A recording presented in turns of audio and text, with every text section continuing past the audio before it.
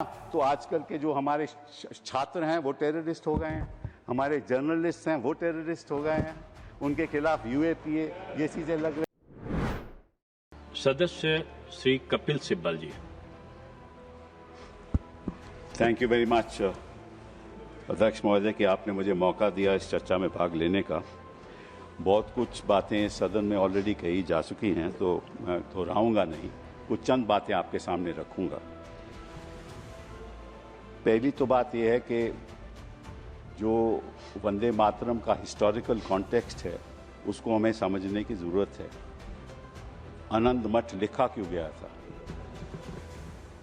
और इसके पीछे जो कॉन्टेक्स्ट है वो ये है कि 1770 में बंगाल में फैमिन हुआ और जब फैमिन हुआ 1770 में तो निश्चित रूप से जो खाद्यान्न था वो किसानों के लिए उनको मिलना चाहिए था, लेकिन वो मिला नहीं। और जो कॉलोनियल सरकार थी उन्होंने वो खाद्यान्न खुद अपने ट्रूप्स के लिए भेज दिया और जो होर्डर्स थे वो अपनी खाद्यान्न को होर्ड करने लगे, प्राइसेस बढ़ गई तो 10 million people in Bengal died in the famine.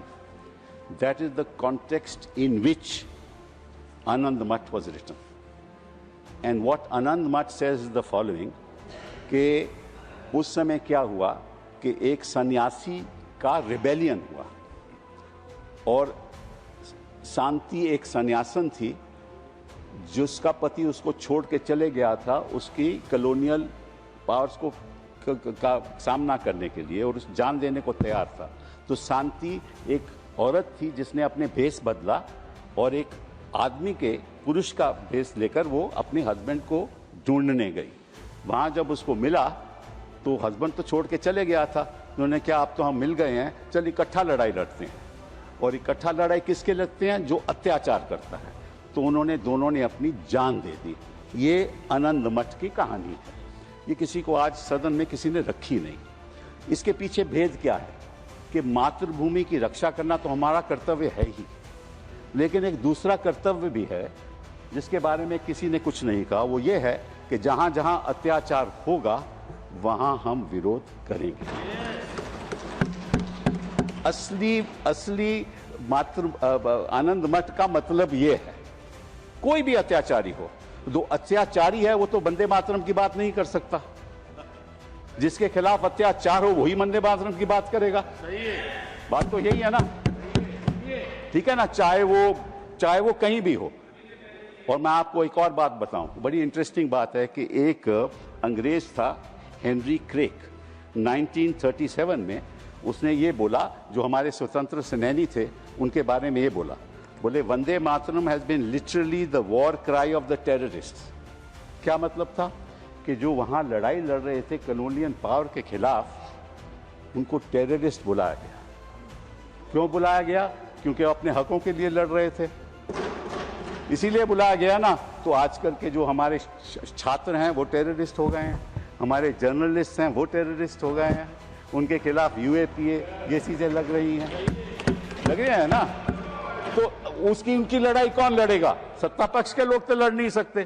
तो जो अचंभे की बात यह है कि ये वंदे मातरम की बात करते हैं जब हमें वंदे मातरम की बात करनी चाहिए। वंदे मातरम तो हमें चिल्लाना चाहिए ना, इनका क्या हक है? ये तो अत्याचार रोज करते हैं, जनता के ऊपर रोज करते हैं ये अत्याचार, इनका क्या हक है?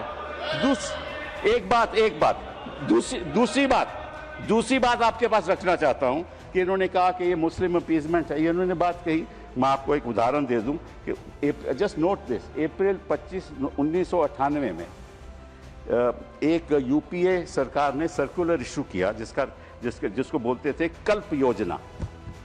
एक सर्कुलर इशू हुआ था, उसके बारे में ये कहा गया कि हर स्कूल में, हर गवर्नमेंट एडेड स्कूल में ये गाना गाया जाएगा वंदे मातरम। वाजपेयी जी प्रधानमंत्री थे, वहाँ बड़ा बवाल हो गया और वहाँ बच्चों को स्कूल से बाहर कर दिया।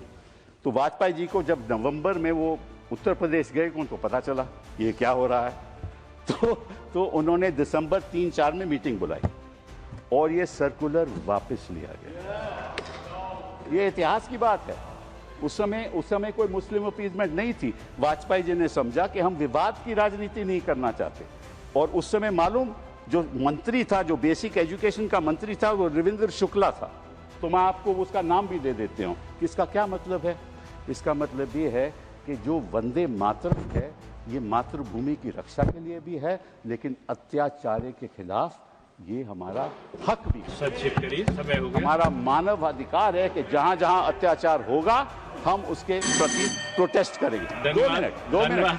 नहीं, अब सभी के साथ एक सा है और अब मैं सोचता हूँ कि आपको बहुत सारे लोग सुनना चाहते हैं। आप एक विद्वत मुझे बात करनी, लेकिन आप कम समय आते हैं इसलिए कम लोग सुनते हैं। धन्यवाद। Allow me sir. आपकी पार्टी के पास समय नहीं है। महाराजा संजय ओबा सर 1 मिनट। 1 मिनट में बात कीजिए। 1 minute. Just 1 minute. 1 minute. So just want to. One minute. Sir दो छोटी सी बातें आपके सामने रखूंगा। दो छोटी सी बातें। जब ये बात रविंद्रनाथ टैगोर को बताई गई कि भाई इसमें बड़ी विवाद हो जाएगा, तो रविंद्रनाथ टैगोर जी ने क्या कहा ये मैं आपको बताता हूं। To me the spirit of tenderness and devotion expressed in the first portion, the emphasis to give to the beautiful and beneficent aspects of our motherland made a special appeal, so much so that I found no difficulty in dissociating it from the rest of the poem. And this was endorsed by Gandhi ji. This was endorsed by Gandhi ji. This was endorsed by Gandhi ji.